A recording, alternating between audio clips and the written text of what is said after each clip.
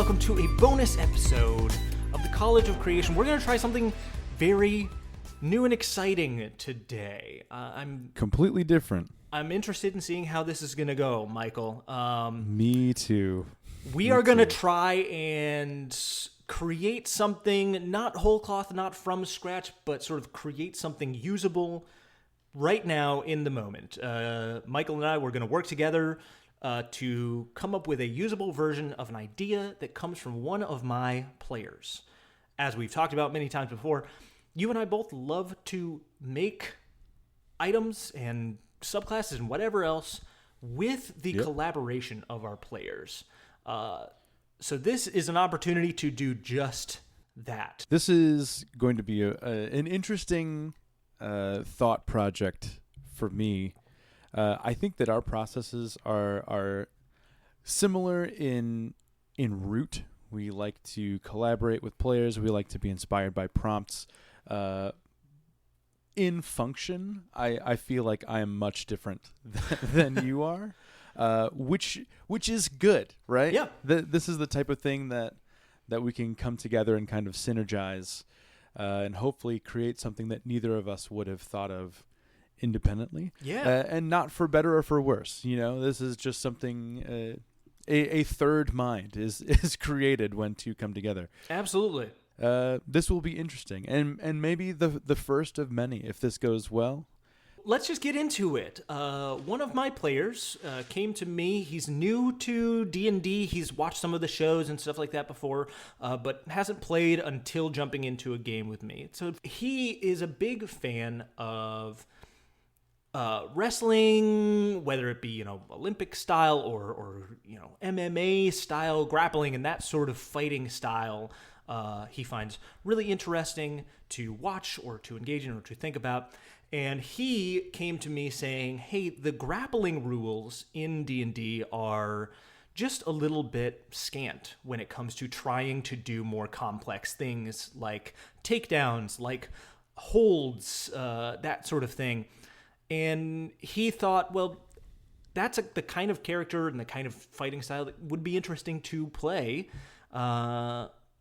Would you want to help me figure out some of these ideas I have about creating my own version of this? And I thought, hey, that's super cool. Obviously, we love it when people start to learn and create. He's only been playing D&D for probably like 3-4 months, and he's already ready to make his own things. We love it. We love it. But it does mean that some of the ideas here are just a little raw. They are in their sort of bare state. So Michael and I got together with him, and we all talked about, like, what is the idea here? He sent us this big old document with a handful of ideas that he had tried to put together into the mechanics, and we're going to take them. We're going to talk about what were the sort of core ideas that we really want to capture with this and how we want to get there. It sounds great. I'm very excited about this. A big thing that we talked about, obviously, is this idea of grappling being a core mechanic of the subclass. And in talking about it, I think we decided that fighter is going to be the one that makes the most logical sense. It's got a solid progression for this sort of thing. Yeah. And you can be really versatile with it. Now, for that, we talked about, what is the essence of grappling in these wrestling styles, right? It's really centered around just trying to limit what your opponent can do, whether it be their movement, whether it be their actions, whether it be just like applying status conditions and things like that, more so than just straight damage. So how do we capture that idea? So I think the things we landed on that are like, these are the core ideas we want to hit, the core identity markers we want to land on for this subclass. And we'll get into what the core features are a little bit later when we talk through the ideas that we've been presented with. But we want to focus on conditions over damage. Yes. Whether that be slowing, incapacitating, exhausting, conditions over damage. We want to preserve as much of the essence of realistic grappling fighting style as we can. Obviously, right. D&D isn't necessarily a game about straight verisimilitude. We're going to have to make some adjustments just to fit into the mechanics. There will be some bending, yeah. But because even when we were talking to your player the other day, he was showing us examples which were very helpful. But even around in an MMA fight, it's like a minute, 2 minutes, which is that's like 10 combats in D&D. Yeah. That's way more time than most people ever spend within a single combat. So I think the hardest thing that I have had to kind of wrestle with, pun intended, mentally with this is diluting that down to what essentially would be 20 to 40 seconds of real time in game. Bursts of very quick, very efficient violence where most of the time is spent in a hold. Yeah. Contracting that time is definitely something that sort of stretches the reality of the game and the reality of reality a little bit. And we'll get into that. We also wanted to make sure we're not relying on magic, so this is going to be a strictly martial subclass.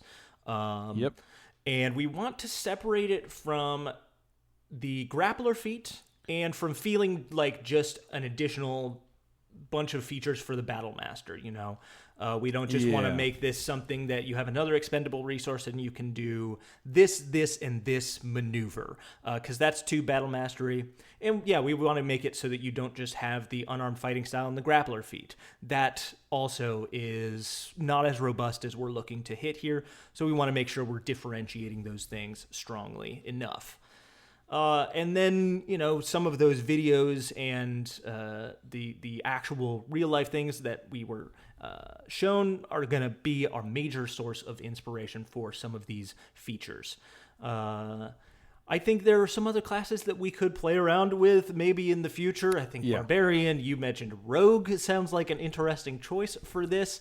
Wild but interesting. It's atypical, but I think, with enough finagling, you can make it work. It can work, yeah. But for now, we're going to stick with the fighter just because it is the clearest base option for this sort of thing, and just see how it goes. Undisputed best option, yeah. So let's talk about it, Michael. What is your initial, what's your initial thought on this sort of build? So I am semi-familiar with MMA. I don't follow specific fighters. I'm at the point where I can recognize names if they come across my For You page, or I'm just outside of that sphere. I'll watch videos if they pop up. And the thing that always really grabs me about it is how athletic these people are in real life. Truly. They are so strong, so much stronger than I could ever imagine being in my entire life. And even the ones that lose all the time, they're still in peak physical condition. It's just because somebody else is just a little bit stronger or just a little bit better of a tactician. So the thing that always strikes me is just the athleticism in general. Yeah. It just blows my mind. It's not even just about raw physical power. There's a ton of stamina that is required for this kind of fight. Stamina, skill, just the dozens of different ways to train. Yeah. If you've ever been in a fight or a spar like this where wrestling is a big part of it, trying to get each other in holds, you're not even throwing punches. You're not anything like that. You're just trying to grab each other and maneuver each other. It is exhausting. You lose your ability to think or perceive anything in moments. And I think that's really what we're trying to capture here is how exhausting and how how much stamina this takes. In that vein, I was thinking, because he wants the ability to take an opponent, hold them, grapple them, and ultimately bring them to the ground, to be a core mechanic. It has to be a pillar of the subclass, right? And so I was thinking, by definition, in the game as mechanics work in D&D 5e, if you are taken to the ground, you are prone, right? Even if you are the one inciting this action, you're taking your opponent down, they're in a vulnerable position, you are still prone because you're still on the ground. So what I was thinking, either as a ribbon level 3 feature, or maybe an additional feature at level 7 if we think it's a bit too strong. I'm not sure. It depends on how we build out the rest of this. Yeah. This person, this wrestler, the MMA fighter, would just be unaffected by any detriments from being prone. Because watching MMA videos, they spend so much time on the ground, and the person that's in control of that advance is never like, if you're on top of somebody, you are technically prone, but you have all of the advantage, right? I definitely see what you're saying. I think that's a fair addition as a note there. I do think one thing that immediately comes up to me from this, just looking through the features that he sent us and thinking about this, is that the idea of this subclass wouldn't be necessarily your tanky damage dealer, not even really Certainly DPS. You would be dealing with somebody who is just trying to assess who is the largest and most present threat on the battlefield of multiple various threats. Take one and basically just take them out of the battle by grappling them, by just incredibly limiting what they're able to do, so that your allies don't have to worry about that particular threat, which is really a control mechanic more than anything, which I love as a subclass that focuses heavily on control. But I do think it's fair, though, then, that those other people who aren't involved in that just 1v1 could still come up behind you and try and wrestle you off of this other person. Now that might be difficult for them to do, but I think keeping that little bit of risk of you're also going prone, you're also grappling, but that's part of your strength. So maybe not totally taking away the detriment, but maybe making the detriment a little bit less of a big deal for you. Yeah, because I think that would go into the training for this type of fighting, right? Is not just focusing on your athleticism and your dexterity and engagement and skill one-on-one, but also just total body awareness and spatial awareness that a typical person would not have. Levels that a typical person would not be able to achieve on a normal basis. I also thought, which this also seems strange and counterintuitive, I feel like intelligence should be prioritized. It should be kind of in line with the Eldritch Knight, where it's a lot of strength and con balanced with intelligence, your ability to use the wizard spell list to effect change and control on the battlefield. This type of fighter would be highly intelligent because they have to strategize in the moment, on the fly, make sure that if they're caught by surprise, it's not a terrible, life-threatening surprise, right? Yeah, there's a tactician's mind to it, for sure. Well, let's at first I was like, obviously strength, dexterity, and con, but the more I think about it, intelligence probably plays a pretty big part I imagine in these people's lives. So let's talk a little bit about how our process is going to work here. So we're doing a fighter subclass. So fighter subclasses, for the most part, you're going to get features at 3, 7, 10, 15, and 18. Which is a lot of features. For the most part. A lot of spots to fill. And usually you'll maybe get 2 at 3. You'll get a rock and a ribbon usually at level 3. And when we talk about rocks and ribbons, we're talking just about core class features, usually active choices, actions that you can take, and ribbons are more passive features, things that support those rock features but maybe aren't quite as active or important. The seasonings. Indeed. So We'll usually have, maybe 2 third-level features, a 7th level, a 10th level, a 15th, and an 18th. And most of these features are just going to try and build off of each other. Just kind of add additional elements to whatever the core identity is. And I think we've kind of landed on what that core identity is, but we will get into it. So, Michael, do you want to set aside a document that you can just start to maybe write down? I don't know if you want to take notes or something like that. Just for like when we come up with what is the 3rd level feature, what is the 7th level feature, we can just make a quick note of that and finally get our progression set up. I might go old school for the first time in years. Handwrite some things. Amazing. So, what our friend here has sent us, and we'll go through kind of each of these one at a time. They're not really lined up in that progression, so we're going to kind of have to figure out what makes the most sense where. So our first step is we have, he said you have proficiency in unarmed fighting, athletics, and light weapons, and then says maybe at level 5 you get expertise in athletics. My first thought was simply there's a little bit of over complexity there, and I think maybe we can just grant the unarmed fighting style as an additional fighting style at 3rd level. Or just do straight expertise in athletics as just kind of like a bonus ribbon. Yeah, I think light weapons is not necessary, especially for all the things that he's going for later down the line. Well, and if you're a fighter, you have proficiency in light weapons anyway.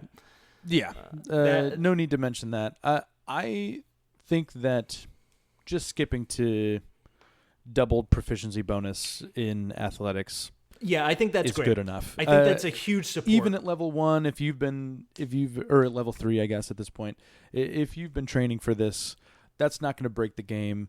You still have to progress your ability scores like a normal character. Mm-hmm. So it's what the subclass is built to do.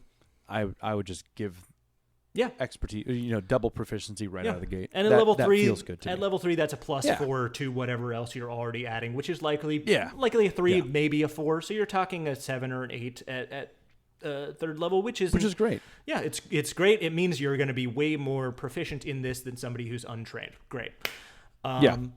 So he then goes on to the other, what we're probably going to be talking about as 3rd level features as well, the core sort of idea that we've mentioned. He says wrestling, so you're a wrestler. Grappling is part of your offense. He says you don't punch them with your fists, you punch them with the whole planet. This idea of taking someone to the ground and having their own weight and your weight on top of them sort of do that damage. So he's got this takedown feature that is also kind of combined with, and I think we can work on combining these, with a throw feature. So if you're grappling an opponent while standing, you can make an attack roll to take your opponent to the ground. If you succeed on the attack roll, your opponent must make a strength saving throw or be thrown by you as part of the takedown, and then you both become prone. And then he says, also at 3rd level, you get a throw. If a creature fails a grapple check against you while standing, or you succeed on a takedown, they must make a dexterity saving throw. He's got some numbers in there, but you and I know how to calculate saving throws in a way that he's just not familiar with yet, and that's fine. And if they fail, they take some falling damage, basically. You are applying falling damage just by right of the fact that you are taking them to ground. My first thought when I was reading this, and I don't know how you like this, is just to combine these two into a single thing. I was thinking the exact same thing. Just to say when you make a grapple attack, either as part of that grapple attack, or as a bonus action while you have a creature grappled, is you simply force them to make a strength saving throw or they go prone with you. You could even do that bonus damage if you wanted to add the falling damage as part of it. It wouldn't scale particularly strongly, all told, but it would be an option. What do you think? Yeah, I was thinking the same thing. Obviously written to replace an attack that's available to you. Fighters are unique in the fact that at top level, they have the most attacks available to them.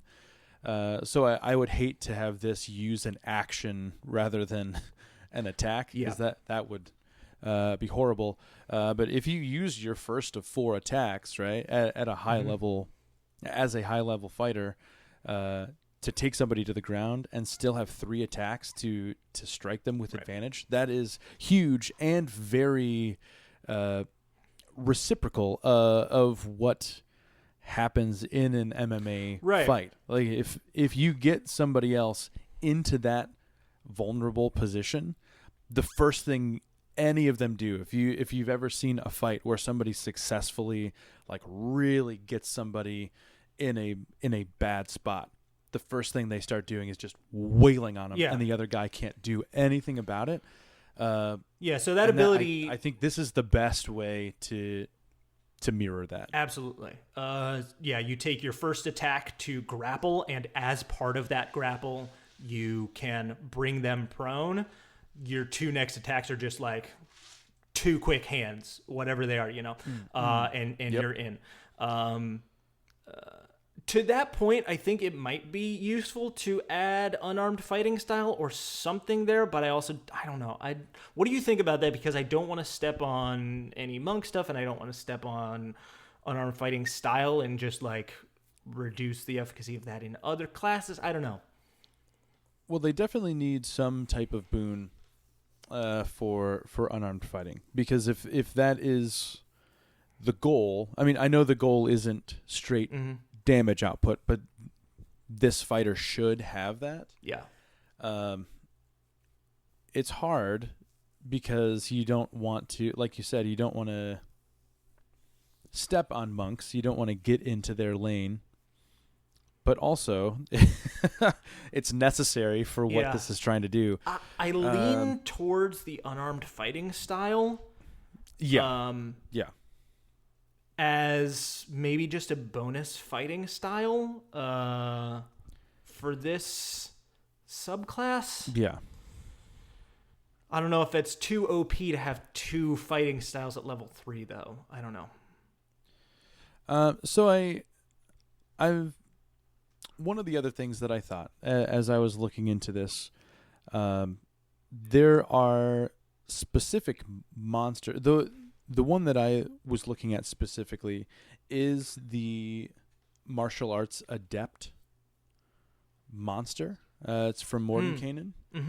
And it has different things built in. So it has unarmored defense built in. Essentially, it is a monk structurally, but in stat block form instead of class form. It has 2 abilities.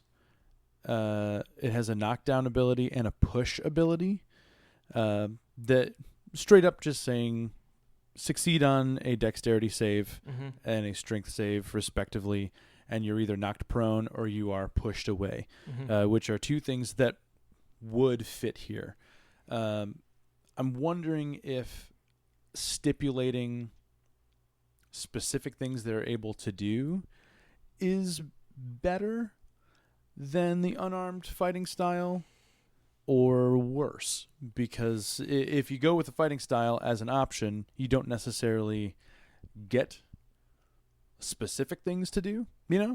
You have a little bit more versatility in what your player could do with it. But there's a chance that it's not as potent. So that's the only thing that I was thinking about there. My worry with regard to being really, being really prescriptive when it comes to laying out all of the various options is that does start to lean into feeling battle mastery, into feeling like you have this set of things that you're allowed to do, and doesn't provide as much freedom for the player to take whatever action feels right in that moment. I feel like having the takedown as a core thing, and then there's some future features that kind of build off of that takedown, is sort of the core thing, and then maybe adding some sort of additional thing just to boost that unarmed damage. That just allows the opportunity for you can do this while prone, but also you can kind of function as an unarmed fighter in other contexts as well. Even if you're not taking a creature down, you can still, your fists are better in general. I don't know. And maybe that is good for 7th level. Here's the tricky thing with this is there are so many things that make sense to put at 3rd level, right. But really you can only have one, right? You can only have one core thing, and that has to be set up at 3rd level. Yeah. So the next thing you have 4 levels until 4 levels of growth, where you probably, if that's where you were talking about the direct reflection, the verisimilitude of real life into game life, all of this growth where you should be able to do these things where mechanically you can't until you're level 7. Well, and now I'm thinking about it. You mentioned that, and now I'm thinking about it. And actually, maybe 7 is a good level to add that unarmed fighting style, because you don't have an extra attack until 5th anyway. So if you're just trying to grapple and take someone down to the ground, you can still try and grapple them and fight them while they're on the ground on future turns, but you won't have that same thing where you're trying to replicate, grab them, and then hit them in that same moment, right? Once you can do that at 5th level, then you get up to 7th level, and you're like, okay, now you get your unarmed fighting proficiency, and we're not breaking it at so low level and adding too much too soon.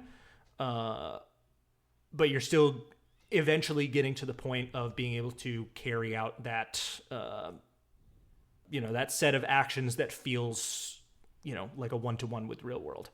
Yeah, I think that makes sense. I think that makes sense. I think also we can jump down to a next feature that is described here, which I also think works really nicely as a 7th level feature, which is submission. I was actually going to say the reversal, but maybe you're right. Maybe 7th level should be submission. Because when's our next one after 7 is 10? Failed. Oh. Gosh, that's a difficult choice. Because really, I feel like a reversal would be more central to training, right? To take advantage of an opponent's failure. Yeah. That's huge. And another thing to, I guess, take note of is when we're talking about the progression of a fighter, pretty much all fighters are getting for regular class features outside of these ones that we're creating now is going to be more attacks and ability score improvements. Yep. So you're getting access to feats or ability score improvements, and you're getting more attacks almost every time. So you're almost always, obviously depending on what feat and ability score you take, you're almost always at every other level that you're not getting a subclass feature. You're getting a pretty heavy bump to your combat functionality. You're either upping your strength or upping your action economy, which both are great for what this is supposed to be. I do like the idea that, like, for a 7th level feature, my immediate thought is to go away from something that is like strictly aggressive. Yeah. That has more of a defensive quality to it, just to kind of balance out the active combat on your turn actions to something else. So let me describe reversal first so that our listeners have any idea what we're talking about. As he describes it here, if an opponent attempts to grapple you and fails, or if you successfully escape a grapple, you may make a free grapple check to try and reverse the position and grapple your opponent. And if you succeed, they must make a saving throw or be thrown by you. And then as a reaction, you may grapple an enemy who attacks you and misses while standing within 5 feet. I would argue that any of those would require a reaction.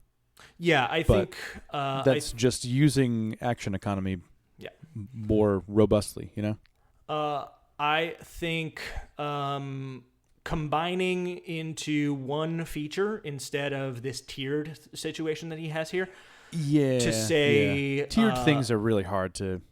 Yeah. And again, He, as a self-admission, he doesn't know what he's he doesn't totally know what fine. he's doing writing these. So really, his ideas are much, much better than I would expect anybody's. Only playing the game for a couple months. They are getting coherent for sure. So I would say for this one, my thought would just be to straight say, as a reaction, when a creature attempts to grapple you and fails, when a creature attempts to attack you and misses, or if you successfully escape a grapple, you can use your reaction to try and reverse the position, immediately making a grapple check against your opponent. Which really, I mean, that mirrors it, right? Because like we were saying at the very beginning, anybody who is in this vocation, they could be the worst person in the MMA. They should be able to completely dominate somebody who is not well-versed in this style of fighting. So the only way that you would... I think we made a good call with the double proficiency for athletics, right, at third level, because that immediately feeds into this being viable most of the time. Yeah. Unless you're fighting somebody way above your level, or you're fighting another wrestler, right? That's the only time where it would be the contest would be up in the air. Yeah. Like two people trying to grapple with double proficiency. That'd be interesting to see. Yeah. But I think you're right. I think the reversal makes total sense at 7th level, condensed and streamlined. That's a good call. Yeah. And then I think it also, does... Yeah, it really feeds into this idea that what you're trying to do is grapple people and then take them down to the ground, because I think that's going to inform our 10th level feature. And I think 10th level is where we put in the idea of submission holds or submission maneuvers in general. There are a couple of additional ribbon features that maybe I want to mention that are in between here. So he has one that he calls Wrestle Up, which is, he says, when prone from grappling, it only takes 5 feet of movement to get up. Adding in the from grappling there for me is too complicated. You have to know what made you prone in order to be able to use that feature. Sometimes that kind of thing with like a specific use case can be viable. I think in this case, it makes a lot more sense to just be like, anytime you're prone, you are good at getting back on your feet. I don't know if it fits anywhere really strongly, so I think that's something we can add in if another feature doesn't feel powerful enough. Honestly, I would feel comfortable adding this in as an additionally, right? Yeah. Even after the reversal, I feel like using a reaction is it's uncommon enough that we could put this on the bottom of that. You have your reversal. Additionally, it only takes 5 feet of movement to get up whenever you're prone. I think that is a solid 7th level feature. Mm-hmm. And he also has this feature called chain wrestling. I love this which one. is not wrestling with a chain. It says creatures without grappling proficiency get disadvantage on grapple checks to escape grapples. At 5th level, any creature without proficiency in grappling gets disadvantage when trying to grapple you, and at level 17, all grapple checks against you are rolled with disadvantage. I think one thing that's just complicated here, and this is just a note for anybody else who's new and getting into this, grappling isn't necessarily a thing you have proficiency in, because grappling is a type of check that can use multiple different abilities. So you really kind of need to codify. Grappling is a type of action instead of a thing that is usable. Yeah. So you would have to codify it instead as something like creatures without proficiency in athletics or acrobatics gain disadvantage. Honestly, though, I would just pull this to a higher level and just say that level... He has it at level 17, but it could honestly just... I think that's... Just go to 18. 17 is too high for that. So... Yeah. I mean... You could or 10 or 15. I think you could put this at 15 maybe? And say all grapple checks against you or all attempts to escape a grapple, one of the two, or maybe both, are rolled with I disadvantage. think both are for 15. We could do both. level Just 15. slot that in. That's a nice, really simple, very easy to manage, easy to apply to everything that you can do already feature. And just at 15. all grapple checks that are contested against you are rolled with disadvantage. You are so proficient in grappling at level 15 that like people have a hard time escaping from you, have a hard time grabbing you, and have a hard time not getting grabbed by you. That makes complete sense to me. Obviously, we're really, putting a lot of eggs into the athletics basket, and basically by level 15, that almost assures that you will never fail on a grapple check. But at level 15, I mean, if that's what you do, 15, that's what you do. Is that unfair though? Yeah. Exactly. I mean, you're sacrificing so many other things that a normal fighter, like this fighter is never going to use a weapon, right? Like, I mean, they could if they wanted to, but it would be much less potent on Generally the battlefield. less like effective. You're less mobile. Yeah. You're not if able you get to level move. 15 and this is the feature there, your only job is to take the strongest player on the other side out of commission, right? That's the only thing that you're going into a battle doing. So we can jump up, put that at 15, and maybe add another one or two things. We'll see what happens when we get there.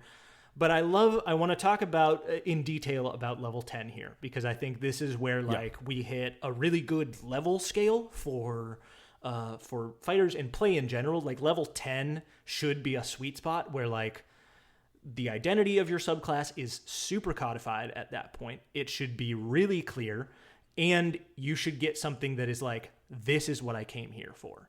At level 10, like you should get something that's like, yes, all of my training, all of my work has built up to this, and this is the cool thing that I get to do.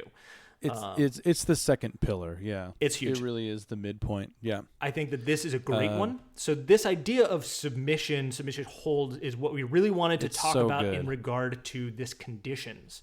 So what he has here, as written, is says, after 3 turns of prone grappling, you can make special grappling attacks as a bonus action on every subsequent turn where they are grappled by you.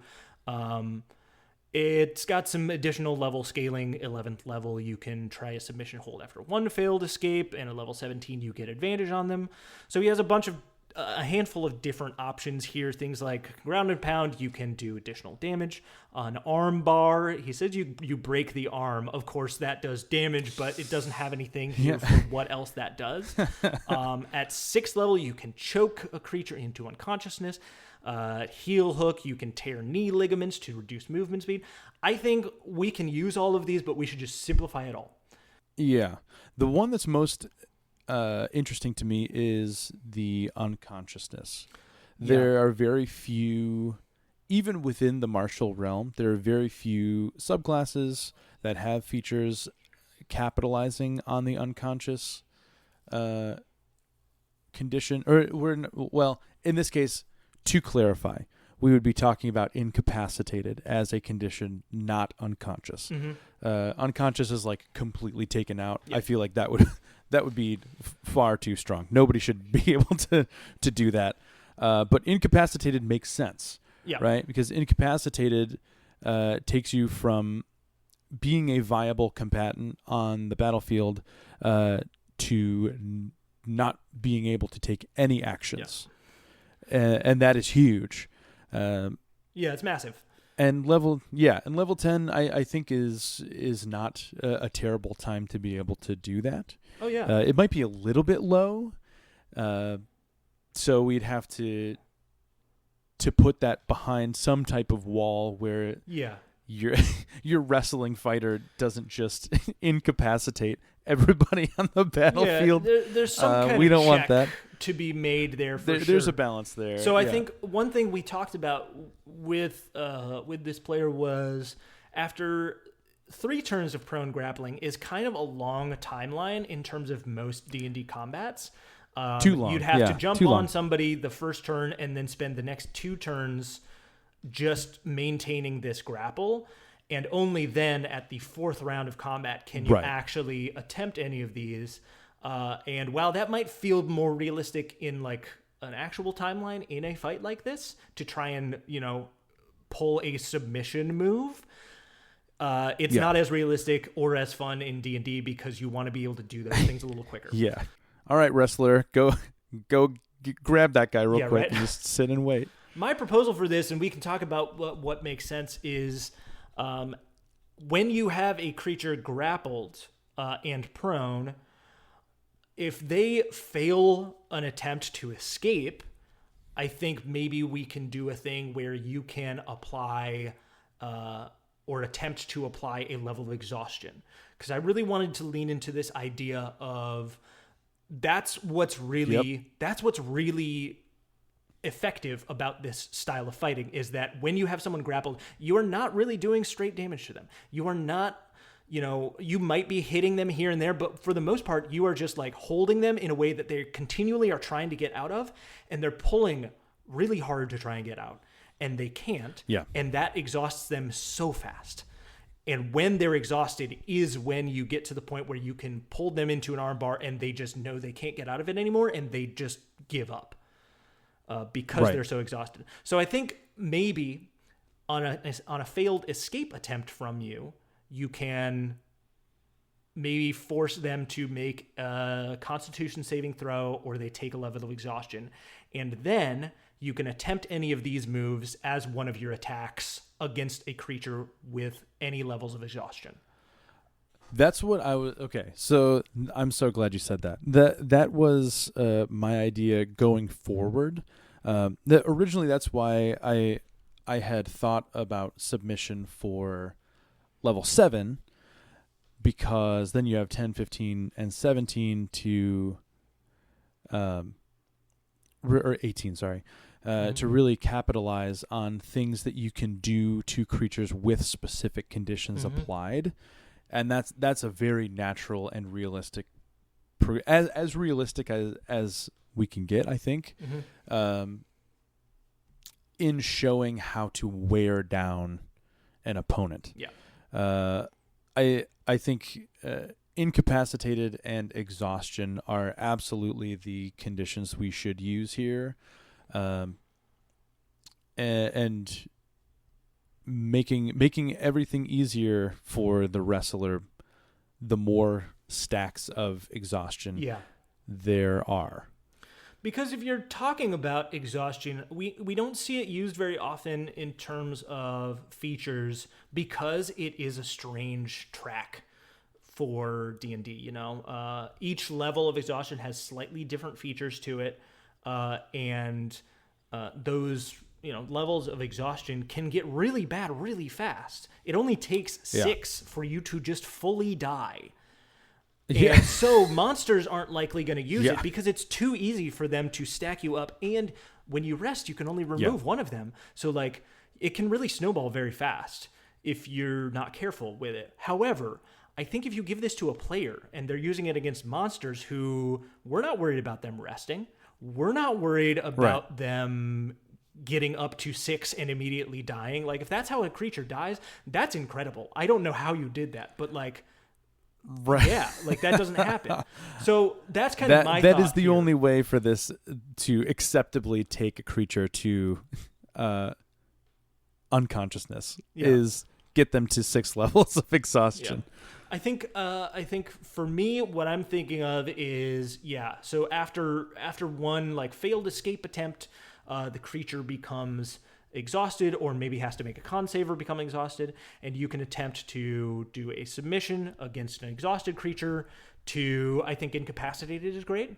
I do like the idea of adding the options of things like armbar or heel hook, that I think the armbar should apply a penalty to attacks, because your arm gets broken, so you can't hold a sword anymore or something. Or the heel hook to cut your movement maybe in half, or maybe just cut 10 feet off of it. I think, the choking to someone to get incapacitated is good. I also thought of blindness or deafness as a way to also apply something slightly more minor, but just get someone in the eye a little bit while you have them grappled. You know, you've got your arm around their head or something, and they can't see, they can't hear. I don't know if you ever saw the Guy Ritchie Sherlock Holmes movies. Absolutely. With Robert Downey loved Jr. That's what I immediately thought of when I was reading this write-up, because he fights smart, right? He never outright punches anybody, but he goes in and he like claps them on the ears, and they're disoriented, and the whole movie goes silent to represent how wild this fight is for his opponent, who doesn't know how to fight now that he can't see and he can't hear. Yeah. My worry with all of these is this does begin to feel like the monk version of the battle master, right? Yeah. Is that is the kind of progression, because at first we were talking about taking down and grappling and keeping people prone. Yeah. And then we get to level 10, and it's that kind of goes out the window a little bit, where we're now advancing to, it doesn't matter if you're on the ground. We're just focusing on conditions. So I think we still need to have the grapple be a part of this somehow. Yeah. And it is a little bit, right? You can only do this after you are prone, grappling somebody for a turn, and they fail an escape attempt. But maybe instead of just reducing speed, it takes double the amount of movement speed to get up. Like, it takes your full movement speed to get up, so you can't move after you stand up. I don't know. Yeah. I don't know. I like all of these ideas, and I think that they should be included. Yeah. With the caveat that it needs to stem from the prone or grappling position. Yeah. More than just, so you can't just turn into the rogue and go up to somebody at night and box their ears and they're deaf. Yeah. Yeah. I think definitely. Well, I'm a fighter, so like. You know? So what if we say all of that stuff about applying exhaustion, and then you can attempt submissions against an exhausted creature that is grappled by you. Yeah. Yeah. Yep. And then you can, they have to make some sort of saving throw. And this can be maybe a replacement for one of your attacks is a submission attempt. You can choose from one of the following options. We just list like 4 or 5, like these are the things. So you can, and there's precedent for that too. Eldritch Knight not Eldritch Knight. Echo Knight fighters have abilities like that. The Soul Knife Rogue has abilities like that, where things are just listed as options to do. I like that better. Yeah. Yeah. So I think you have them grappled, and you can attempt a submission. They have to make a Constitution saving throw. And I imagine we'll probably base all of these saving throws around strength. Does that seem fair to you?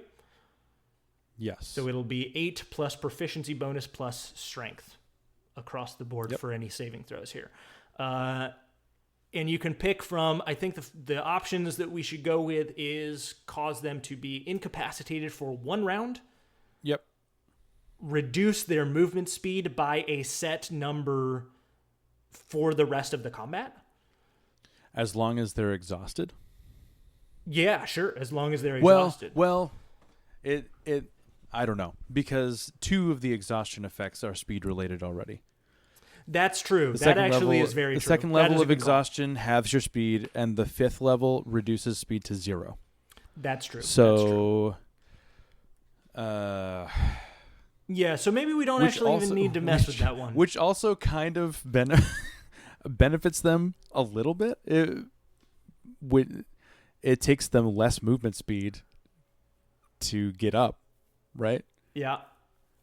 By the numbers, if you're going to game the system, if you are 2 levels exhausted and you go from 30 feet of movement to 15 feet of movement, it only costs 7 feet of movement to get up from the ground at that point. Yeah. Yeah, that's tough to make something then movement based. I think we should just say it at that point. If you are exhausted, it costs your full movement speed to get up. From prone. And you can't move while you're prone. That works fine for me. Yeah, I think that's fair. Yeah, if you're basically tearing their knee or ankle or whatever, that would make complete sense. That it would just like you kind of just can't get up. The only option you have is to hobble back to your feet. Yeah, there's no other movement on that turn. Yeah. I think arm bar as a way to reduce, maybe not even reduce attack rolls, but something fun that doesn't happen very often is reduce damage output. That makes sense. So not even disadvantage on attack rolls, but like your damage with weapon attacks is halved. And again, disadvantage on attack rolls and saving throws comes with a third level of exhaustion. So if you're still grappling them, that's gonna happen with time. Yeah. So we want to try and not overlap. Yeah. At all, ideally, but as little as possible. Half damage from melee weapon attacks is what the arm bar does. And then maybe one more, maybe a blinded or a deafened condition for maybe one round. Some type of confounding feature. Yeah. I mean, if it's just for one round, I think you're always going to take the incapacitated over the blinded or deafened. So maybe we can extend the duration of a blinded or deafened condition just to make it a viable option. If you're just blinded or deafened, combat is still viable for you. Yeah. Is a minute too long? I think a minute is fair. I think a minute is fair. I mean, that's the thing is you just said it like combat is still viable. It's just harder. Like a lot of things become challenging. You can't, a lot of things that you might be able to do if you're a spellcaster become completely unviable if you can't see. And deafened, there are a lot of features of like a creature that can hear you, see you. Those become irrelevant to you. So any like rallying effect from a commander, not relevant to you. And those might be easier to get out of too. I think the typical D&D character would prioritize Constitution over Strength. Yeah.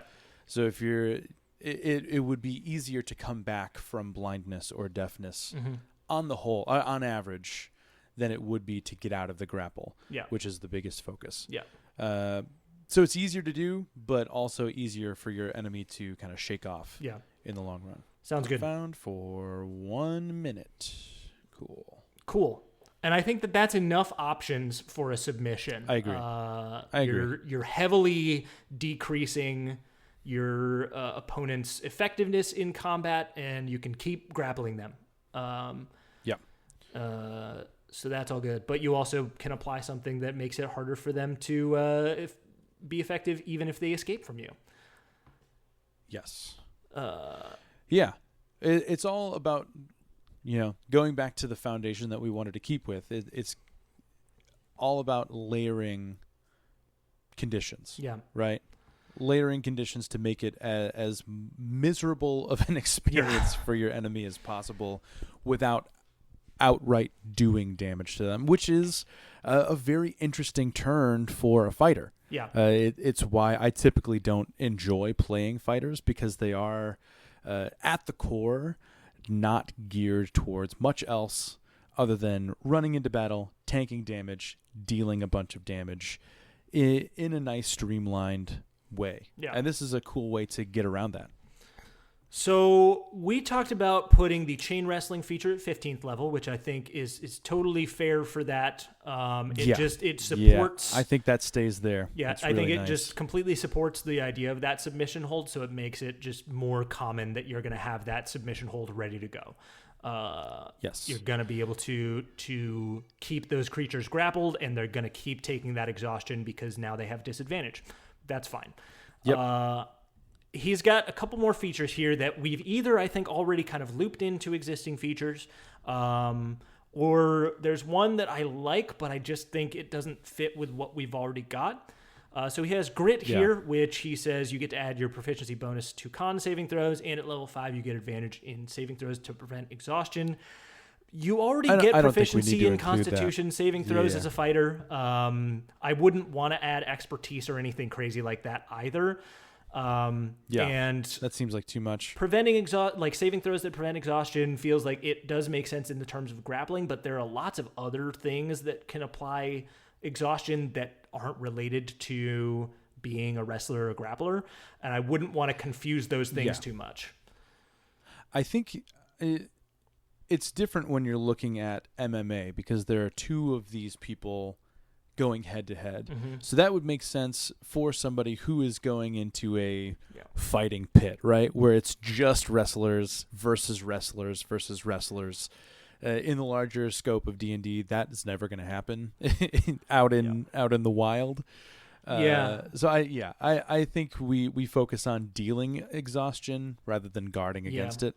Because you think about like one of the things that can apply exhaustion very easily is forced march, which means you are traveling for more than 8 hours in a single day. So just that staying awake longer causes exhaustion, and I wouldn't want this to prevent that because that they don't feel related. Right.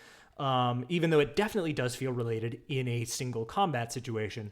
But adding too many caveats for when it applies and when it doesn't gets a little bit confusing. So I don't think it's necessary. I think we have a clear enough sense of what the class is without it. The next feature he has listed here is called Deep Water, which comes from a quote that he pulled from, hold on, I've got to read the name. So he has this from a quote from a fighter, Khabib Nurmagomedov. If I pronounce that wrong, I'm sorry, Zach. I take people into deep ocean and let them discover who they really are, which is a hardcore quote. What a chilling thing to say.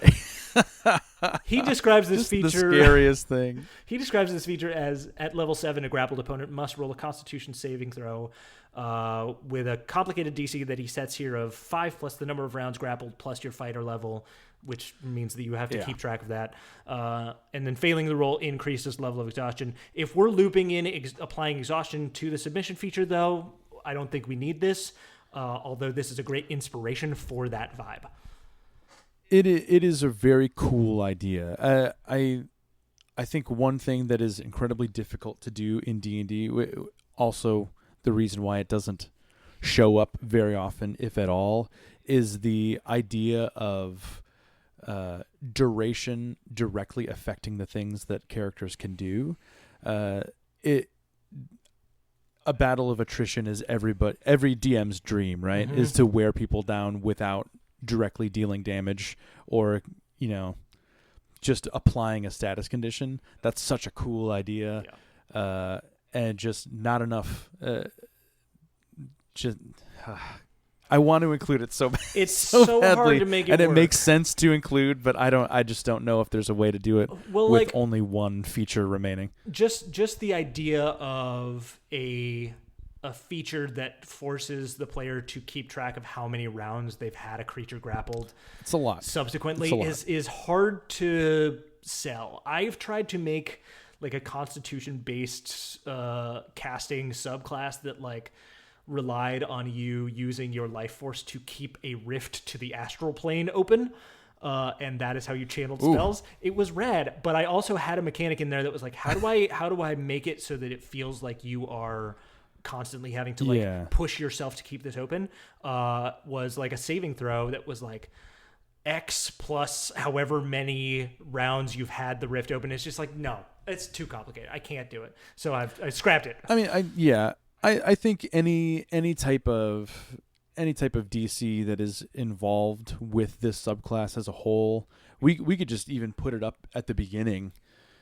Any DC involved in any of the maneuvers that you see below, 8 plus proficiency plus strength, flat. Like that is the rule for the subclass. It makes it very simple. Multiple Also DCs within anything is gets very complex very quickly. And it really just like it's built to scale correctly. This is one of the things that proficiency bonus is there for. It's there for your attack rolls and it's there for your saving throw DCs. And so as you get better at it, it's going to get higher, and that's all by design. And so trying to add a thing that also replicates that scaling over time when something is already built in there is really a tough sell, unfortunately. I have an outlandish idea for 18th level. It's super simple. Okay. Tell me if you think this is too powerful. 18th level, very simple. As most fighter capstones are, you just can't lose an athletics contest. You automatically win any contest that uses the athletic skill. Dang. And that's it. That is pretty hardcore. It's pretty hardcore. Does it basically undo the chain wrestling feature almost immediately after you got it?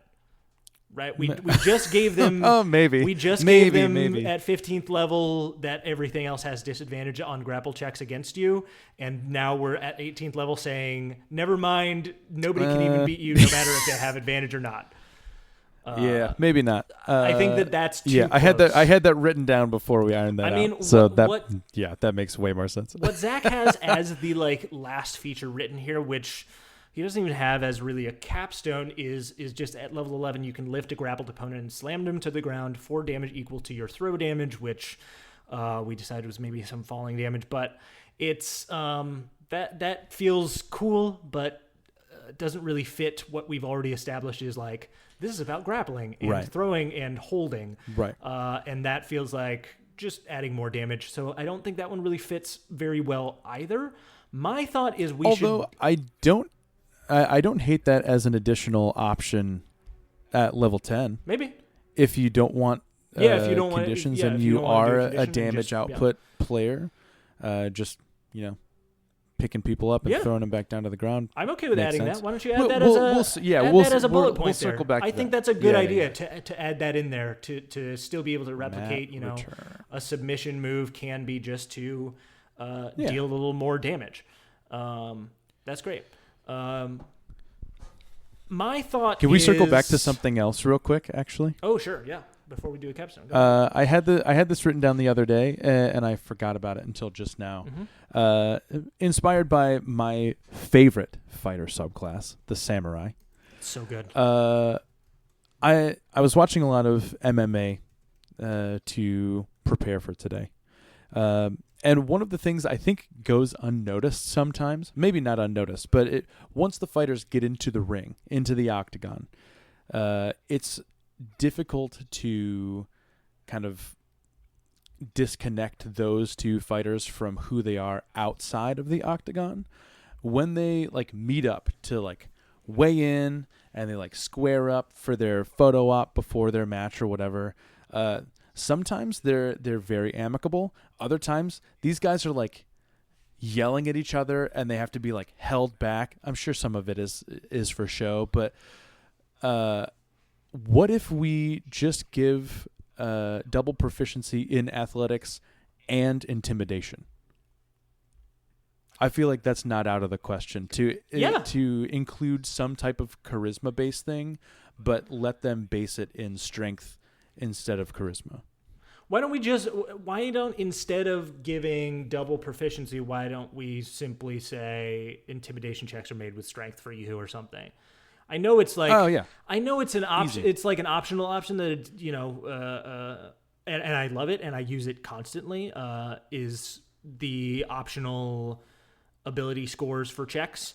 You can make a performance check with dexterity if you're an acrobat. Yeah, I do that all the time. That too. kind of stuff is in there. It's built in the game, but just saying it in the subclass also means that the player and the DM both know that that's not only whenever an option, I do this, that this is how I'm definitively doing it. how this subclass wants to work. It's not up to the DM. This is how I'm going to be intimidating everybody. Yeah, and there's no question of that rules question of is that possible? Is it not? Just throwing it in there at least clarifies it. I like that. Yes. I think that's great. My thought in regards to the capstone is that if we're talking about these submission holds and things being things that apply levels of exhaustion and apply these conditions, I think that capstone should directly tie to that as well. And I haven't figured out exactly how. Here's a weird idea. Yeah. that I don't think exists anywhere else. Maybe it does. What if it's just like once per short or long rest, or once per long rest if this feels too strong? When you give another creature a level of exhaustion, you can just decide to give them 2 levels of exhaustion. Yeah. I mean, that's a solid capstone. It's very simple. It's scary. It's really scary. But fighters are scary. Fighters get really scary. MMA fighters are scary. Yeah. I mean, if you have somebody down in an armbar and it's like a pivotal moment and you have your use saved up and you're like, no, semi-boss, we're in the antechamber to the BBEG and we're about to be taken out by this guy before we can rest. No, we're taking you from level 1 exhaustion up to level 3 exhaustion right now. Yep. Enjoy disadvantage on all of your attacks and no movement speed. I love it. I think it's great. I think that's exactly what needs to happen. It supports, I think, all of the existing mechanics. Is powerful, but you're at 18th level. You should be powerful. You should be incredibly powerful. You should be able to do things that like nobody should be able to do. That's top notch for me. I think that's great. Because that's also when you get your, I guess a level after you get your additional use of second wind. Mm-hmm. So you have a little bit more versatility if you're in a fight that you have a lot of your resources mm-hmm. still.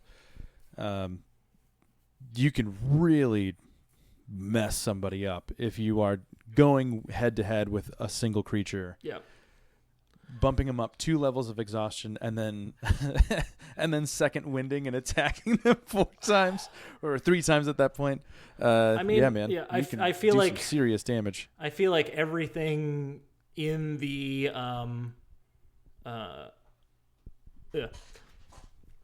I feel like everything in the fighter class is gonna be short rest. I think it's powerful for it to be short rest, but I do think that tracks with the build and with everything, once per short or long rest feels correct. Which means you're not going to take a creature down to 6 levels of exhaustion in 3 rounds. It's just going to take 1 fewer round, which is powerful and is huge. Right. And as those things become higher, they start to affect the other people's ability to avoid more exhaustion. But and like it also, I don't know, this idea of as you add levels of exhaustion, as people try to escape you and fail, you're really going to probably see some interesting effects in combat in terms of what actually happens in a fight, which is that people just tap out at that point. They give up. They stop trying to escape. Right. When you take 3 levels of exhaustion, you can't like hardly move anymore. You've been like taken down into submission. You've been choked into incapacitation. Your arm is like the tendons are torn in it. Like you are going to give up. And that means that fighter now has an incredible option available to them, which a lot of players don't see or take advantage of very often, which is that you can take someone out of the fight, cause them to give up, not keep fighting, without killing them. Without dealing damage or killing them. Yeah. And then maybe that can be a different resource, a different way to finish the fight.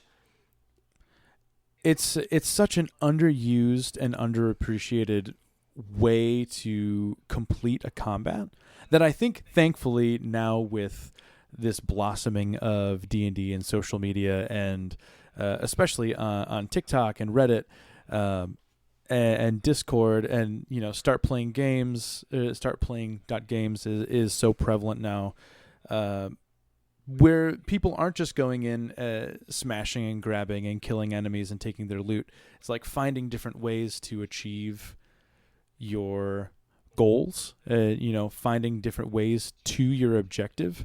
And if you can make a high level enemy surrender, possibly turn them, intimidate them into helping you, intimidate them into ratting on their boss for you, like so many other way more interesting options and avenues are open to you rather than just killing them and having no answers and continuing onto the boss, you know? I think that's something really actually incredible that we've landed on about this subclass is that it really supports that option in a way that I don't think I was planning on, but man, it works. No, certainly not. It works so well. It just in the way that this sort of like I can imagine myself DMing for a player who plays this, and like there are absolutely enemies that I would put up against them who would not keep fighting a person like this. Oh yeah, like you give up, you stop. Like if you can go up to somebody, deal 0 damage or very very minimal damage, and choke them out to the point that they don't want to fight you anymore, incredible. Yeah. Incredible. And I think this subclass also makes it satisfying to do that, right? Yeah. I think that is great. So, I really like all the features that we've come up with here. I really think that we have landed on something that still preserves a lot of the essence of the inspiration we're taking here. Would you like to just quickly, as we wrap up here, just give us now the full breakdown, if you have it written down, of the subclass features and how they stack up? Okay, so we have our fighter subclass tentatively named the Wrestler or Grappler. At level 3, this fighter's proficiency bonus is doubled for all athletics checks. All intimidation checks are made using the strength ability instead of charisma. And you also are granted the takedown ability, which means if you're grappling an opponent while standing, you can make an attack roll to take your opponent down to the ground. We'll iron out those details as well. Some saving throws are involved there. I don't know what this is going to look like all written out, but we will make it nice and clean and tidy for you and post that to the Patreon. Patreon.com/College of Creation Pod. At level 7, we have a reversal feature. Essentially, if an opponent attempts to grapple you and fails, or if you successfully escape a grapple, or if an opponent takes an attack against you and misses, you can take your reaction to then grapple your opponent, or position yourself to attempt to grapple them instead, which I think is great. We also talked about a possible ribbon for that feature, as additionally, it only takes you 5 feet of movement to get up if you are prone, whether you are grappled or not. At level 10, this is another pillar feature. This is our submission feature. This is the one that deals with a bunch of different conditions. If you have an opponent grappled and prone, and they attempt to escape the grapple and fail, you can choose one of the following options. You can mat return them. So if they fail, you can slam them back down onto the ground for some additional bludgeoning damage. You can confound them for 1 minute, so you can blind or deafen them, your choice. You can apply 1 level of exhaustion, or they get that. We'll figure that out. Yeah, I think we're gonna say that they get that if they escape, or if they try to escape. They and incur fail. the level of exhaustion. Yeah. And then these can be taken as attacks. Choke them out into incapacitation. Yeah, these can be taken as an attack once on your turn against a creature who is exhausted that you have grappled. Who is exhausted. Yep. Yeah. At level 15, all grapple checks made against you are made at disadvantage. So it immediately puts the wrestler in the upper hand. They have the higher ground against anybody else who is trying to get into their combat space. And at level 18, once per short or long rest, when you exert a level of exhaustion onto another player or onto another creature, you can choose to exert 2 levels instead of 1. Once per short or long rest. I think that's a pretty good start. Yeah. I think that is a really nice foundation for a very cool subclass that is not at all like the Battlemaster. Yeah. Which was the thing we were trying to avoid the most. And it doesn't not at all like the Battlemaster, like not at all like a monk. Either. It doesn't feel like it's just replacing the grappler feat either. I think it is truly something that is supporting an entirely different play style. So. Yeah. That was super fun, Michael. I like this a lot. I like this a lot, and we should do it again. I think so. I think we both landed on something that like neither of us would have come up with. I would never have come up with that exhaustion, like Not that at all. double exhaustion. So good. That's great.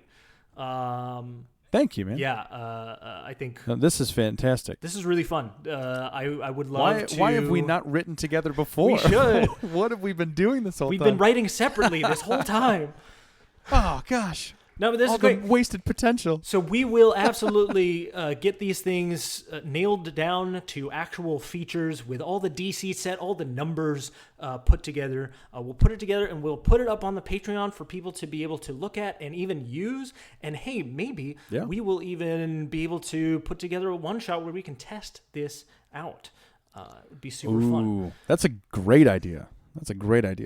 All right. Well, yeah, like Michael said, if you have anything, any ideas that are kicking around that you just can't figure out how to make the mechanics work, or if you're new to this and just want somebody to get their own eyes on it and mess around with it, see what we can make work, we'd love to hear your ideas.